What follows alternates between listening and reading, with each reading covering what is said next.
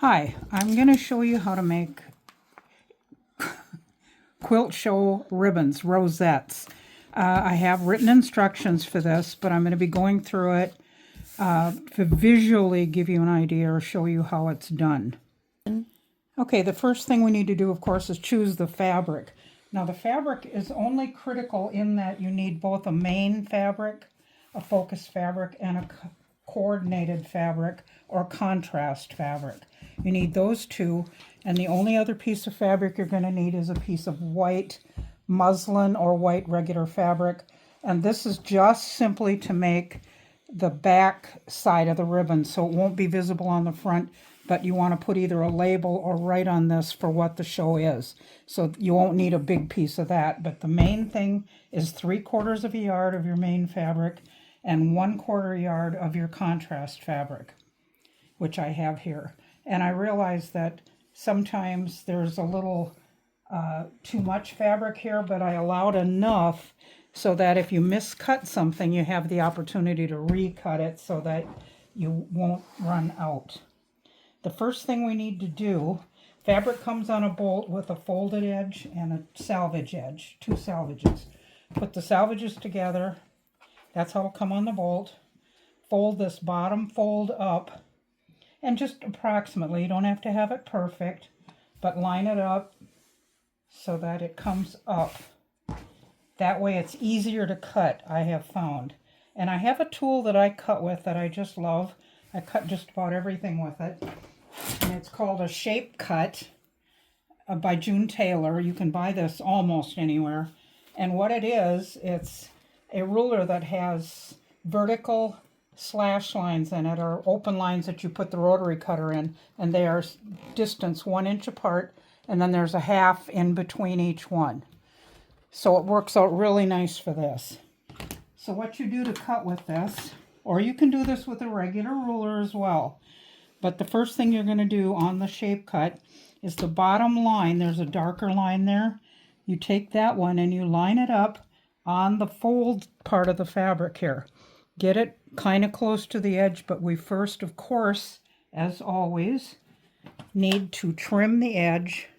So you put your rotary cutter in the 0 and slide it up. Now when you take that piece off, you have a straight edge. Now you lay this back down with the piece you just cut with the 0, and it goes up to 12. The first thing I need to do, this is the main fabric, so I'm going to cut 2 strips from this that are 3.5 inches wide. So we look on here and we see 3, there's 4, 3.5 is in between. So that's 3.5, and 3.5 more would go to 7.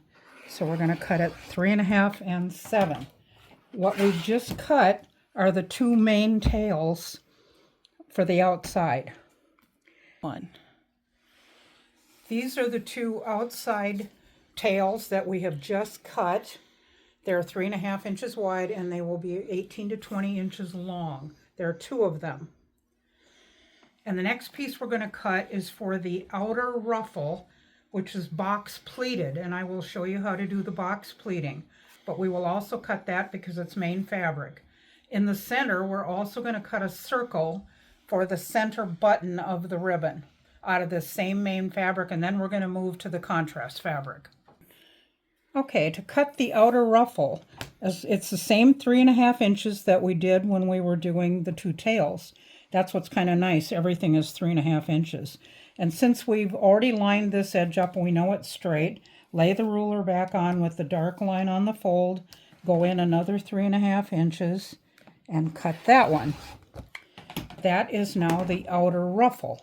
So I'm going to set that up there so I don't confuse it with the tail. The last thing we have to cut out of the main fabric is this circle. And that's because the button in the center of the ribbon has to be covered in the main fabric. So I don't need to cut a whole strip for this. You could, if you were making multiple ribbons, if you needed 5 or 6 of them, you could cut a whole strip and then cut the circles out. I only need 1 right now, so instead of wasting all the fabric, I'm going to just open it up so I have a single layer. And I made a template for this. Now this template actually measures 4¼ inches. It could be a little bigger than that. It could be 4½. It could be 5. Because you're going to gather it and fold it, let the gather pull it up around this. So it can be a little bigger, but it should not be a little smaller. So I'm just going to cut a square out of here in order to cut out that. So we're done with our main fabric. Okay, the first thing I'm going to do now that I have my little square is I'm going to take a marker and draw around this template. If you don't have a template at first, or not sure how to make it, you can find maybe a bowl in your cupboard, or a vase, or a glass, or jar that would be big enough that you could use it for a template. Now I have a circle marked, so I can take a scissor or a rotary cutter and cut this out. I think it's easier a little bit with a scissor, but if you are comfortable with the rotary cutter, you can certainly cut it with that. These parts that you're now seeing here are all of the main parts that need to be cut from the main fabric. So that's all you will need for that, and we'll move on to the contrast fabric. So the contrast fabric, we're going to cut, we need 1 tail, because of course if you see on the main ribbon, there are 3 tails. We only have 2, so we have to make a 3rd one. So again, we're going to fold that fabric up, line up this darker line here on the bottom. Make sure we're away from the edge so that we don't have anything missing. And we're going to cut in the 0 to straighten the edge. Then we're going to cut in the 3½. So that tail will be the same size as the others. So this tail will be this one in the middle. And the other thing we need to cut out of this is the inner ruffle. That's the ruffle that goes just behind the center button. That's the inner ruffle, is the darker one on our sample. It goes right behind the button. So that's what we're cutting next. And that also is 3½. But this one doesn't need the full length of the fabric because it's going to be shorter. So we're just going to cut, but we do have to cut a 3½ strip. So we will cut 3½. And then we're going to take it and we will cut it down smaller. We need this one to be 18 inches, roughly 18 to 20. It doesn't really matter too much. So I'm going to set my thing at 40 on my cutting mat. And in order to get it 20 inches, I would go up to the 20. And at the 20, I will take a ruler, put it across, and this is rough again. Cut that there. This piece we don't need, and that piece we don't need. So this is the piece for the inner ruffle. And that's all we need of the contrast fabric. This is a piece of the muslin or light white fabric. It can be cream color or a light, just anything light enough so that when you do put the label on the back, people will be able to read it, because you might want to handwrite it. You can print a label, embroider a label, whatever you want to do. This is my template for cutting this. This has to go around the large ribbon in the back. So again, I'm going to draw a circle around this. And the large ribbon, I think this one, I'll measure it for you, but I'm pretty sure it's at least 7½ inches. There's my circle, which I'm going to cut out. And we'll put this on here to see how big this template is. It is 7¾ So at least that. It could be 8, could be even a little over 8, just so that it's bigger. Okay, I'm going to talk a little bit about the cardboard and the batting. Obviously, this ribbon needs to be put onto a base. You have to glue it onto something. That would be this cardboard. And this is ordinary cardboard that you find on a cardboard box. So you should be able, if something gets shipped to you by Amazon, cut the box up. Unless you're going to return it, then don't do that. Okay, so we take a piece of cardboard and we need a piece of batting to fit this. So we're going to draw a circle around this template. I made templates for everything because, like I said, I make a lot of ribbons. This one is, let's set him on here. He is 5 3/4 inches. So across, so a 5 3/8 inch circle ribbon, or cardboard. Then we also need, that's the big cardboard that everything is going to be going on, and I'll keep that here because that's what we need. And this is the batting that will go on it. The other piece we need out of cardboard, but this will be a thinner type cardboard. It's just easier if it's thinner. The world won't end if you have only the brown cardboard and you make it out of that. That would be okay. I prefer to use a little bit thinner. This is like a tag board, poster board, or a lighter cardboard that comes sometimes on other types of packaging. So if you can find some of that, that would be great. Craft stores will carry this. It's the same size of cardboard that they use basically when they're matting pictures. So if you go to a photography area in a craft store, you could probably find it there. So this, I draw around that circle. This is going to be the center of our ribbon. This is the one that this is going to cover, that circle we made. And you see that it's bigger, and it has to be because we're going to run a basting stitch here, and the batting sits on here and it gets folded behind it. That gives it a little bit of dimension when it's laid out. Okay, this what we're looking at now. You have 3 of this, 3 of this. This is the lighter cardboard that goes on the back, and this is the batting that will sit on top of it when we're ready, and this will get the basting stitch. Then that will go on top of this and will be pulled under. That makes the back of the ribbon. So that's how that will play out. This is the same with this one. This is the center button in the front. The piece of batting is the same size, goes on there. And the main fabric goes on top of that with the basting stitch pulled around to make the button. Okay, we're now ready. Everything is cut and ready to go. So ready to start doing the detailing that we need to do on this before we start assembly. So the first thing we're going to work on is our tails. Now the tails, of course, are going to be sewn together. So you have right sides together on your fabric. I'm going to lay them out because the first thing I want to do before I cut them, and you have an open where the salvages are is already cut, so you can keep that. Use the salvages as your top edge of the ribbon. So we'll put this, if I can get them apart, there we go. Stack them up, line them up nicely with the folded end down here and the open end up at the top.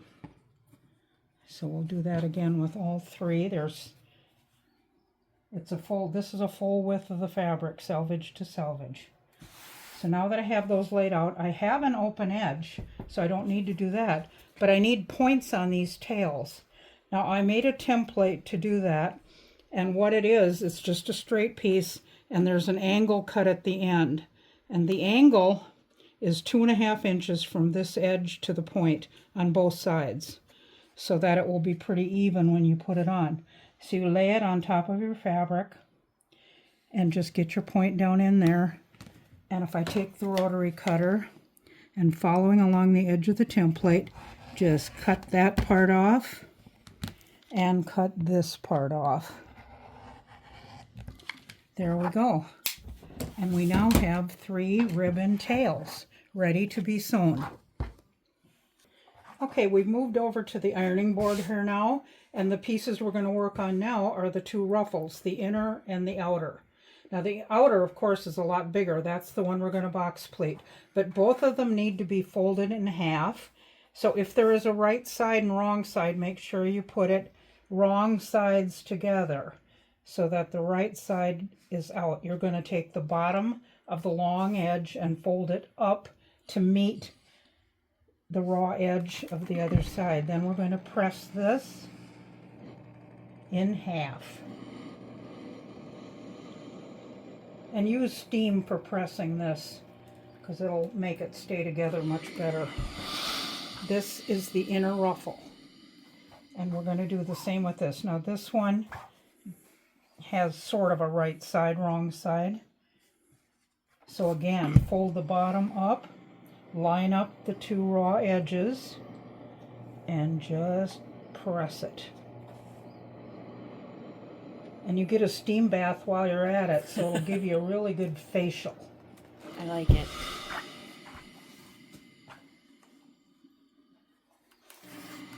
So we move it along, get back on here, line up those top edges. If it's 95 degrees in the house, I don't recommend doing this till you turn the air on. There. Okay, we're at the point where we're going to begin sewing. So the first thing I'm going to do, since my machine defaults to 2.5, and I think most machines do, this is a Bernina, the 2.5 stitch length is there. That's standard sewing length. So we take our tails first. Let's do those first, because that's standard stitching. Line them up, make sure that the points are lined up down here. Then you take at the open edge, you're going to start on one edge. I have a 1/4 inch foot on this machine, and when I bring the needle down, the needle, from the distance from the needle to the outside edge of the foot is 1/4 inch. That's your standard quilting seam, and it's the size seam we use for all the ribbons. So I'm going to hold on to this and get this started and just sew down this edge, staying right on that edge of the fabric with the edge of the foot. Go all the way down to where we make the first turn towards the point.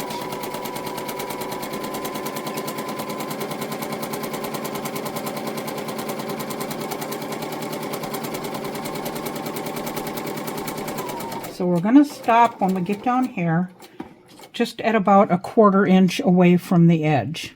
And it doesn't have to be exact, but somewhere in that region. Now, if I had this in a lock needle down position, which I will do here on my machine, that means now that the needle will always stop in the down position. The foot comes up a little bit, and I'm able to turn this. So now I'm going to turn it and head toward the point. Go down here and stop, and when I stop, it will turn again. I probably should have gone one more stitch down closer, so we'll give it one more. There we go. There, that looks better. That lines up better. So now we come up this way, and again stop at about a 1/4 inch. That looked like it went a little too far, so let's back up one stitch. Yeah, close enough. There we go. Lined up on the edge again, and we're going to come back up to the top. And you notice that it's perfectly permissible to make mistakes and just figure it out and try to get it back to where you need to be.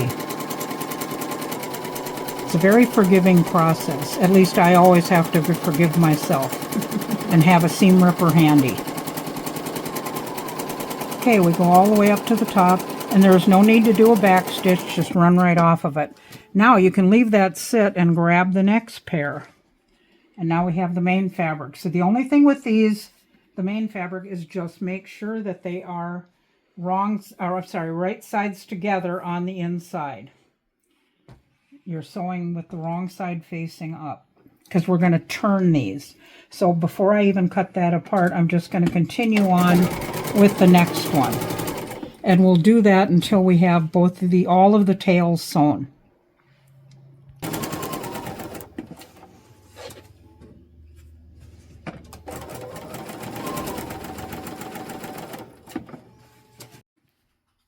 Okay, now we have all 3 of our tails sewn. So the next thing we're going to do, it makes turning easier because we have to turn these right side out. If you take your scissor, a small scissor, any scissor, and clip across these points where you did the turning, mostly because what it does is it takes excess fabric out of those points. Because when you turn them, you get a little sharper points if you clip these little things off. You don't have to be real neat about it. Just be sure not to clip through the stitching that you just did. So we're just going to cut these little guys off. And don't forget the contrast one. We're going to cut him off too.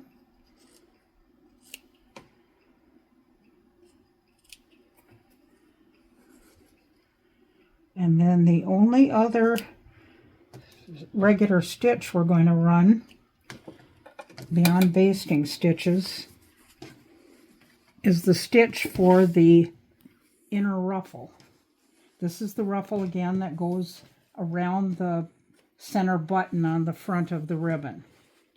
So this one, because we've ironed it together, we're going to take and open up where we ironed it at both ends with the fold facing in. Bring, that would be right sides together.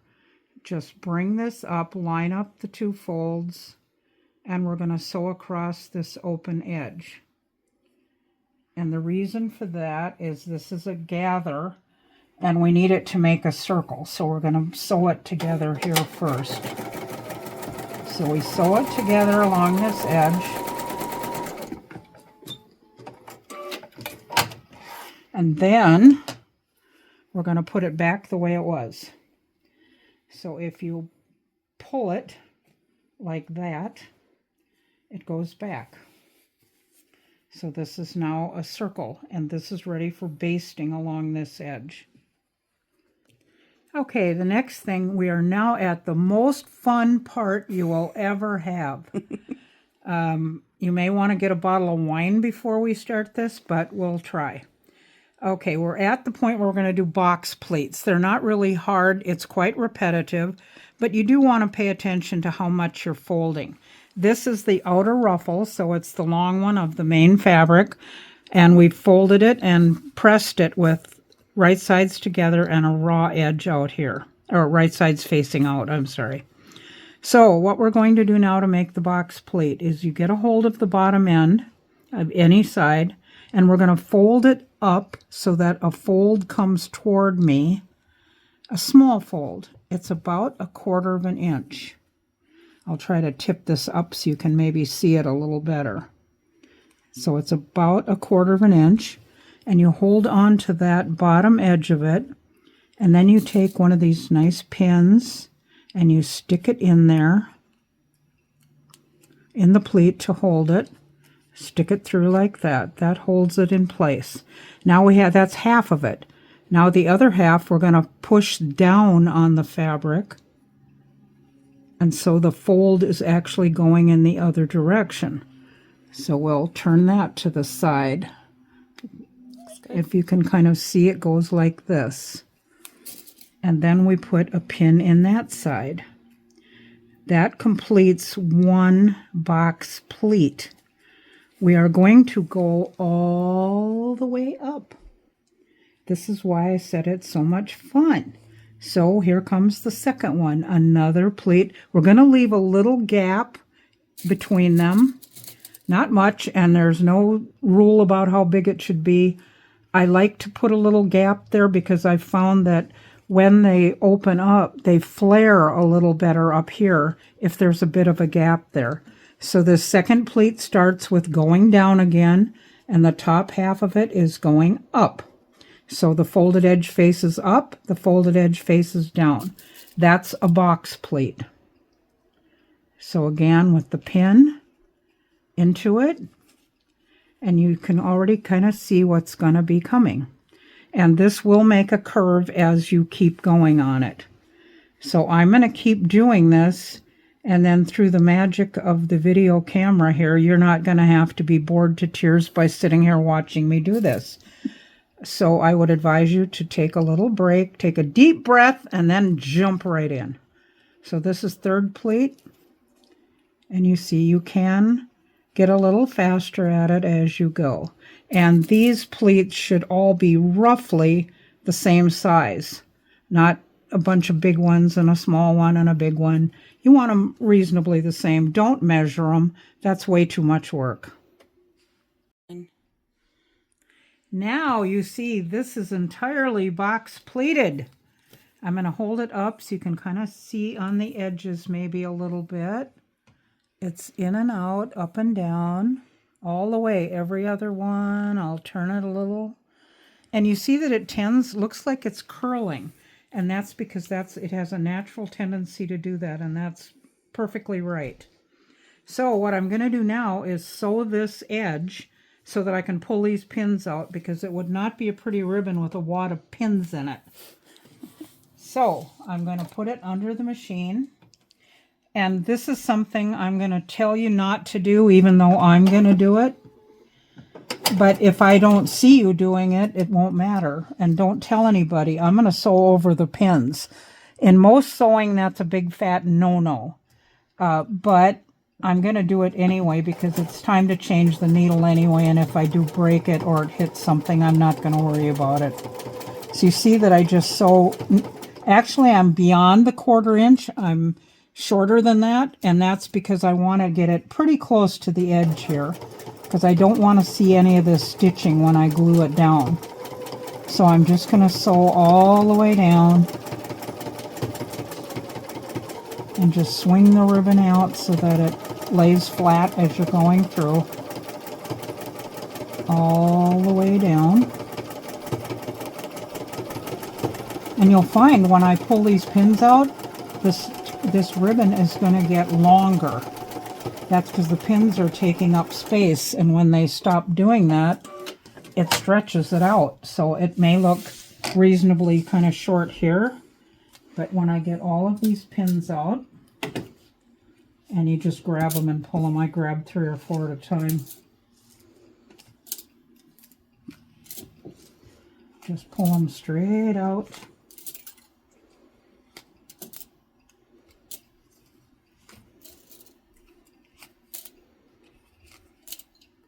There we go. And now if you'll notice, it's longer. Not dramatically longer, but a little bit longer. So now it's ready to be glued onto our ribbon.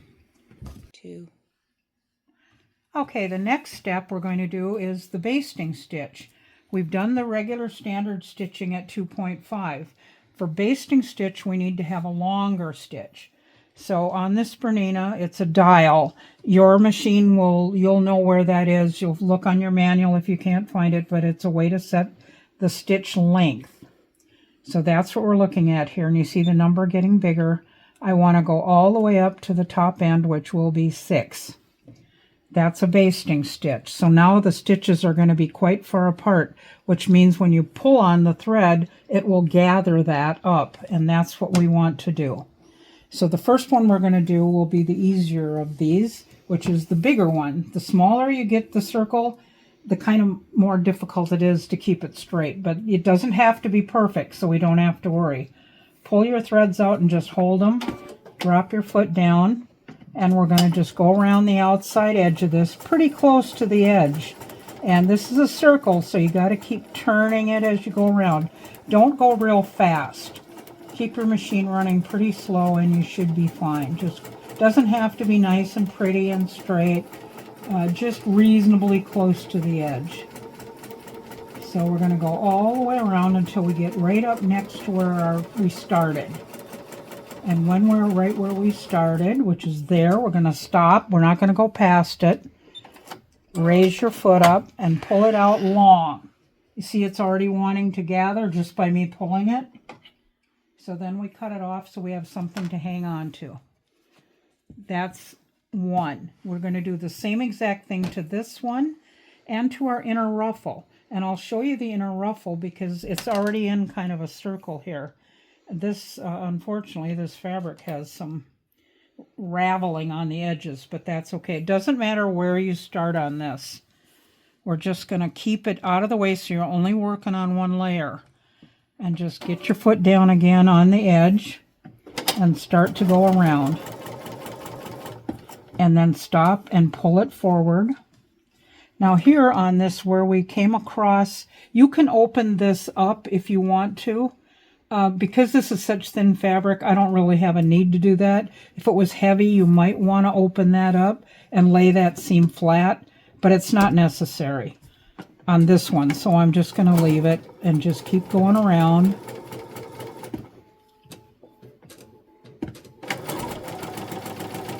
Keep going around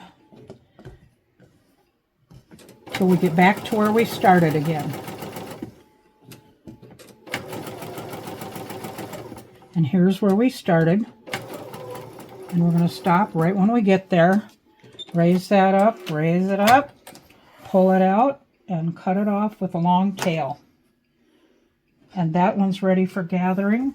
And now we're down to the last one. Now this one is a little bit harder. Again, pull your thread to the side Get your needle down and go a little bit slower on this because you got to turn a little quicker.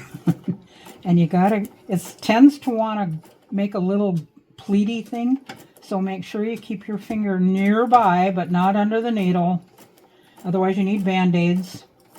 And go around and just keep doing this basting stitch around the outside. It might take a little practice to do this, but it will be fine, I promise you. I've been sewing long enough to know that it will never hurt you. It may frustrate you and you may say bad words, but it won't hurt you. It'll be okay. Pull it out. There we go. Our basting is done. Okay, we're now ready to do the next step before we start the final assembly. And the next step is turning these tails so they are right side out. So the way we're going to do that, I'm going to show you a couple of different ways to do this.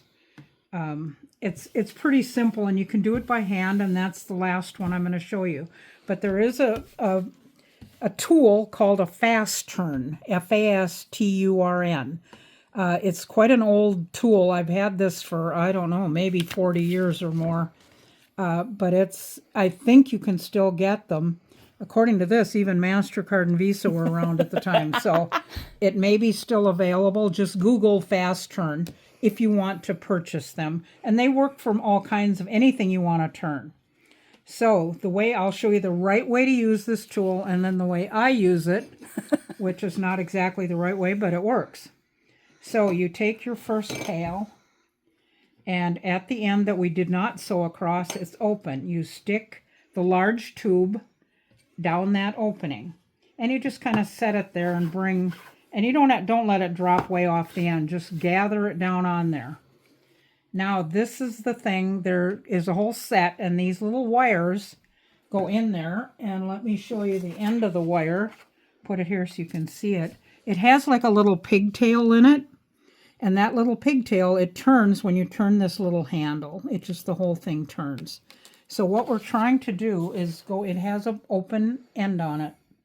And the purpose of the pigtail, you slide this thing up through the tube until you hit the top where you're hitting the fabric. And you poke it until, can you see it? The fabric, it came through. See the little pigtail up there? There he is. And when he came through, now I grab him and I go back down the hole. And you see what the thing is doing? It's pulling it right through the tube. And there he comes out. Whee! He fell off already. All right. Okay.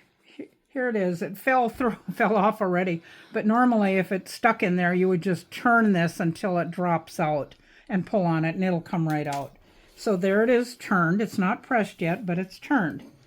So now the way that I use the tool, because for me, it's just a little bit faster. I do the same thing with the tube holder. I just push it up into the end of the tail. As soon as I can get the end of the tail apart, there we go. Stick them in there. Pull it down on there till it's up on the top. Then, because it's on the top, I drop my stick.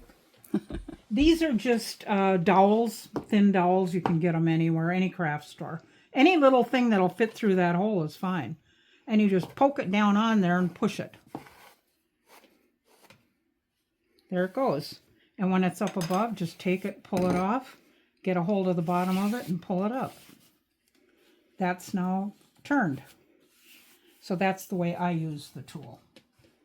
Now, the last method I'm going to show you is not using a tool at all. So we'll put that away. We're going to use our hands because all of a sudden Amazon got slow and we didn't get our fast turn when we ordered it. Or they're back ordered. I don't think so. Anyway, so what we do then, if you want to turn it by hand, is just put your fingers in each side, fold it over, and poke it through. And you can go in there, pinch it, pull it up. Stretch it with your fingers, go in there and pinch it and pull it up. And we're just going to keep pinching and pulling until we get it all the way up. It's a little slower this way, but less expensive. You have fingers, you came with them, and you can do it with one hand too by using your finger and putting it against the fabric and pulling. So there's multiple ways you can pull it by hand. And I did this before I ever got a fast turn gadget, so it works. So we keep doing it till we get all the way up to where the points are, and here we are. So now we have all three of them turned, but we do have to poke out those points. And for that, I also have a tool, but you can use a little stick. You can use anything that has a point or an end on it, but you don't want a sharp point because that'll poke right through the fabric. So you want kind of a blunted end. If you use a stick, just make sure you either cut or break off the end of it so it's blunt and not sharp point. So these, all we do is hold on to one end, pull it down all the way until you can get to where the points are. Then you're going to poke in there. There's 3 points. Remember, there's 2 on the sides. And you'll see the stitching when you got it right, because you'll be able to see where the points are. Hopefully my hand's not in the way there, but you can see those are the points. So we're going to do that, and then of course the seams should be on either side, and then after that's all poked out, then we're going to press it so that this is going to lay nice and flat. Okay, now we have 3 turned tails. So the next thing we have to do is iron them. And the easiest way to do this is we're going to, you kind of just roll this seam on the edge a little bit, just roll it to bring it up to the edge, and then press it. And you see I'm not doing this side yet because I haven't rolled it. So you roll it a little bit so it kind of lays nice and flat, because you don't want the seam showing a lot on either side or both sides. Oops, I'm going to get the iron out of the way. So we roll the edge a little bit, get the iron in there and iron it. Then I'm going to turn it over, or just to the other side. Again, we roll.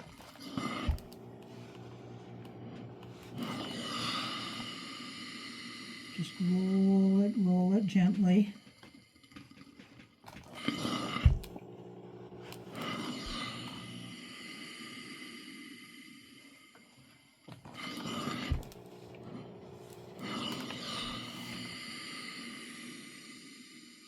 There we go, we're getting there.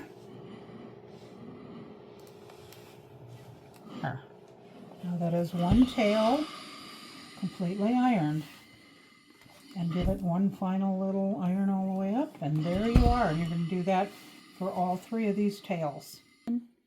Okay, now the next step, they're pressed. They're laying nice and flat. We have to lay them out how we want them to go onto the ribbon. So this, we're going to get a spread down here, and we'll get these crossed over each other up here. You don't need a lot of crossover, but you should have enough so that when we put them on the center one, about halfway, so that they're about the same up there, and bring it down so that it's positioned at the bottom about the same. The points should be pretty close together. And now we have this. So what we're going to do is slide it over to the sewing machine, and we're going to sew across the top of it so it stays together this way. So we're just going to sew across it. That'll be buried behind the ribbon and you won't see the stitching. Okay, what we're going to do next is another little detail-y thing. I have a template here, and this is our heavy cardboard, and this is the base that everything gets put on. And what I want to do is make a line on this, and just generically somewhere in the vicinity, 1/2 inch to 3/4 of an inch distance away here. So I made a template for it, but you can do that by hand just by looking at it. And I'm just going to draw that line on this cardboard. And the purpose of this line is when we are ready to attach this, this is where we're going to glue it, up near that line. So we'll follow that line around. That's how we will do that. So the other thing we need, of course, we need something to hang the ribbon on the quilt or whatever object is the winner. So I cut a piece of very narrow ribbon. This is probably 1/8 of an inch, and it's just satin. You can buy this at any craft or fabric store. And it is 10 inch or about 11 inches. You can be 10, 11, anything you want. And you just cut a piece of that. That'll be folded in half and glued onto the back so it'll hold our ribbon when we want to hang it. The other things we need are the small around the inner ruffle. Between that and the outer ruffle, there are loops of ribbon. And the loop is made by cutting ordinary ribbon up to 1 inch. It can be from 1/2 to 1 inch. And we're going to cut it into 5-inch pieces. So there's 5, there's 10, go down here is 5, and we want 10 of these. 3, 4, 5, 6. You notice how precise I'm being here. 7, 8,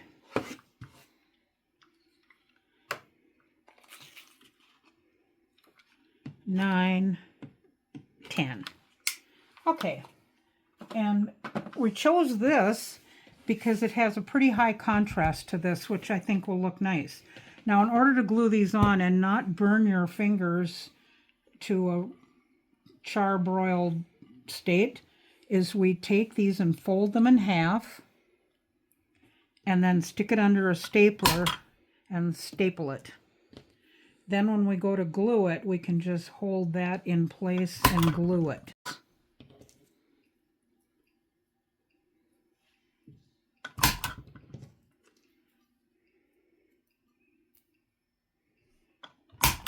Okay, you can go.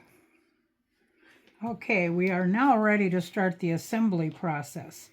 This will go pretty fast because we're now right at the end of everything. So let's take that small cardboard that we were using for our center button, put our piece of batting on it, lay this piece over the top, and you can do it this way on the back side so you can kind of see where you're going here. Just sort of centered in there a little bit.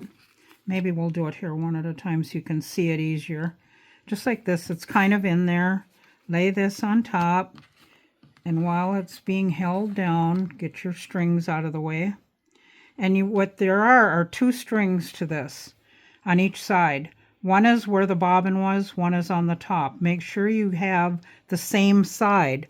Either one of these will work, either pair, but you don't want one of these and one of these. That won't work well for gathering.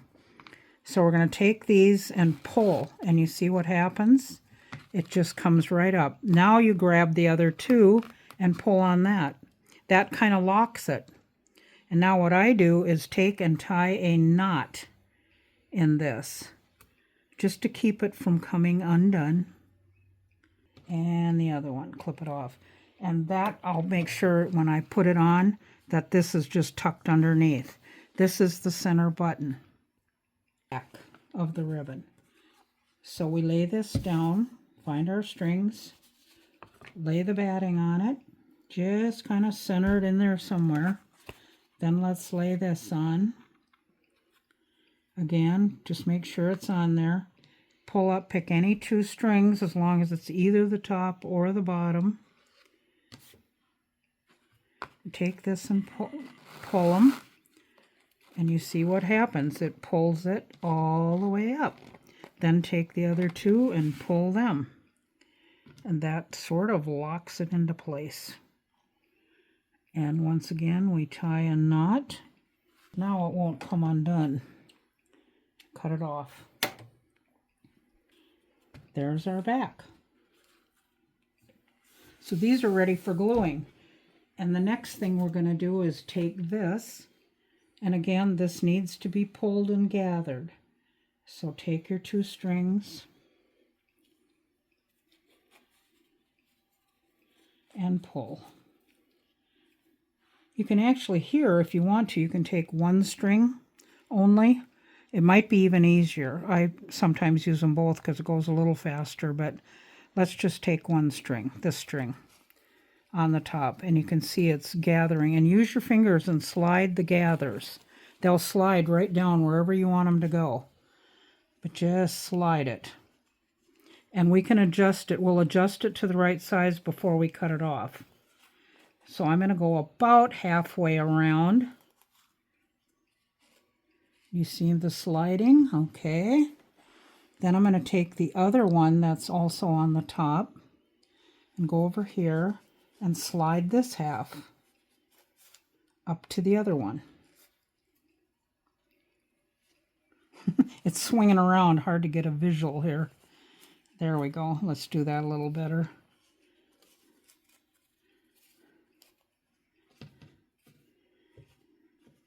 So push the gathers. You can use your hands here and just shove them where you want them, because they have to just be gathered. That's all we're looking for. Flip it over if you want to. Let's get these tightened up a little bit down here. There we go. And that'll slide back. This will slide over. And you'll have to use your hands and kind of just move these ruffles, these pleats, where you want them. It's probably a little hard to see, but we want them somewhat even.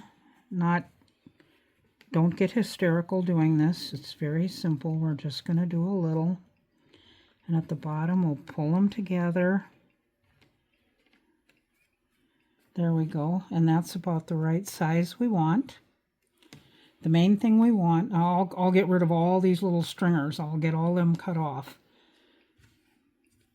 So look at it on both sides. This has just got to cover. See, this is going to go in here and cover that up.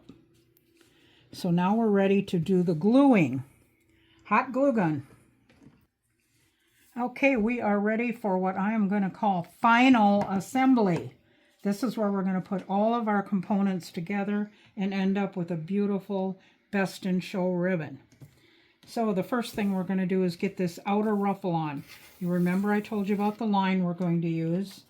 The hot glue gun is ready to go, so we're going to just, on the outside edge of that line, we're just going to put some glue.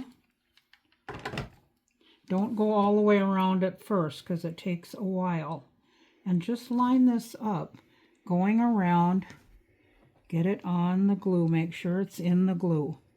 You will most likely burn your fingers more than once. I do it consistently, so keep either aloe vera or Band-Aids handy. All right, then just fold that back and start in where you left off and go around a little more. There we go. So again, unfold it, follow the ring, go around, following your pencil line.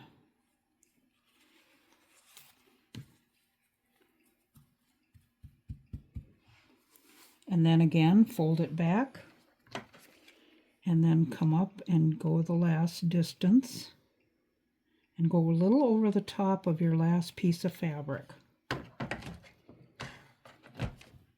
All right, so we come around, going on the ring right there. Now, we have too much, and that's okay. I'm going to fold it back and see where I want to go. I want to cut, if you look at it, right between these two, because that puts this fold over the top of that one. So I know that that's the one I want. So I'm just going to, if it's easier for you, mark it with a pin. Then you know that's where you want to cut it off. If it's on the top of already a pleat, you can go around it. I would cut just behind it. Now let's cut on this side, might be a little easier. Okay.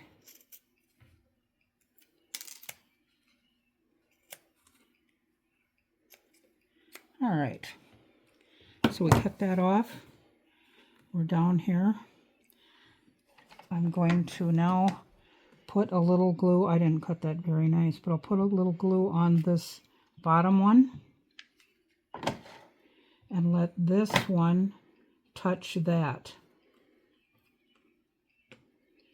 And if you need to put more glue in it, do that. However much it takes to cover that up nicely. But I think that looks pretty good.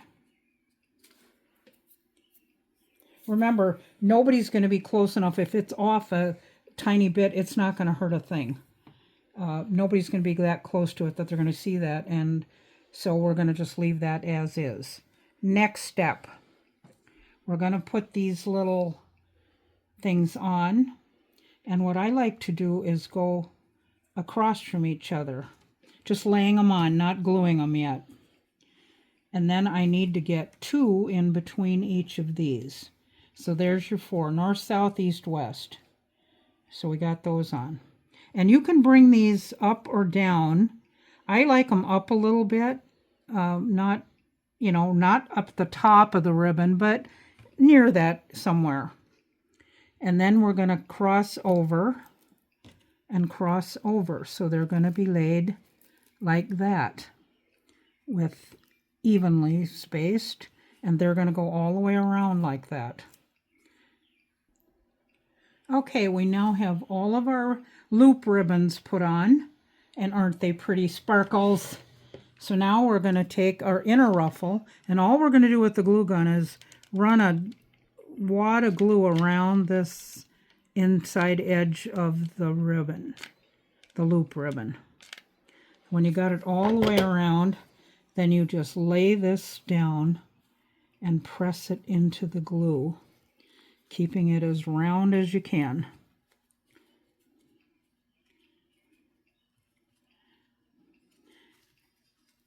And don't worry about it being totally perfect. It isn't going to, and it doesn't have to. That now is covering those. So we take our center and we just hold it up, and we're going to fill the back with glue. A lot. Make sure you get it kind of on the edges, but then also get some in this middle. There we go. Now we take that and we put it in the center and we press down on it nice and hard.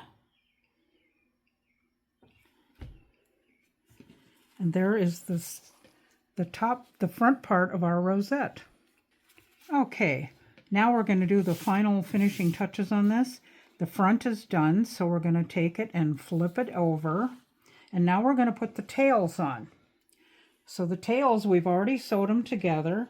And what they're going to do is they're going to lay on there something like this, anywhere, so that it's all sewn together and it's not going to come apart. You want to make sure that this is out of the way. So just set it kind of where you're going to go and get some hot glue on the back of this.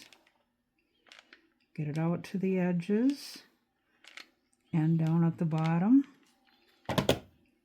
And press that down on there. So that's all we need to do for the tails. And now we also have to get the hanger on. So take your piece of hanger and we're going to put the 2 edges together. If you want to cross them over, that's fine, but just get them kind of together. And it should go opposite of the hanger right there. Make sure those are sticky because they got to hold the ribbon. Then to cover all this up so nobody sees it, we use our back. And again, glue out to the outside edge. Make sure you get that. Then we work our way in all around. You don't have to be pretty, but you got to have a fair amount of glue on this. Then we flip it over and we try to line it up so that the cardboard is completely covered. Again, press down really hard so that you make it stick. And then when you hold it up, it should be reasonably even there. And this is the front of the ribbon.